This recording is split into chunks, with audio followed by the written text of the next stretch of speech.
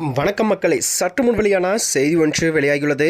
அதிமுகவின் மாஜி அமைச்சர் இன்பத்தமிழன் பதவி பறிப்பா. வாங்க வீடியோவை காணலாம். அதாவது சிவகாசி தொகுதியில் விருதுநகர் மேற்கு மாவட்டத்தில் அதிமுகவின் முன்னாள் அமைச்சர் ராஜேந்திர பாலாஜியின் பரிந்துரையின் பேரில் தான் பொதுச் செயலர் எடப்பாடி பழனிசாமி அவர்கள் இந்த மாதிரியான அதிரடி மாற்றங்களும் செய்துள்ளாராம். அது என்னவென்றால், சிறுவில்லிபுத்தூர் நகர செயலாளர் பதவியில் இருந்த முன்னாள் அமைச்சர் இன்பத்தமிழன் தான் பதவியும் பறிக்கப்பட்டுள்ளதா. இவர் முன்னாள் எம்எல்ஏ தாமரைக்கணியின் மகன் என்பதும் குறிப்பிடத்தக்கதா. புதிய நகர செயலாளராக காமராஜ் அவர்களை நியமிக்கப்பட்டுள்ளாராம். அது மட்டுமன்றி வத்ரா இருப்பு தெற்கு ஒன்றிய செயலாளராக சேதுவர்மனுக்கு மாவட்ட அளவில் புதிய பொறுப்புகளும் வழங்கப்பட்டுள்ளதா.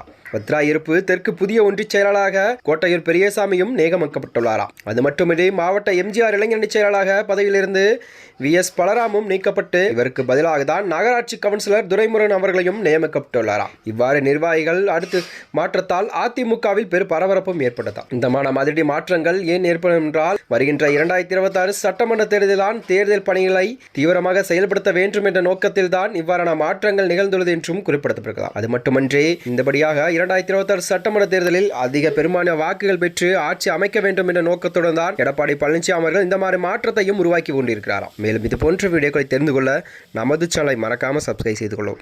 நன்றி, வணக்கம்.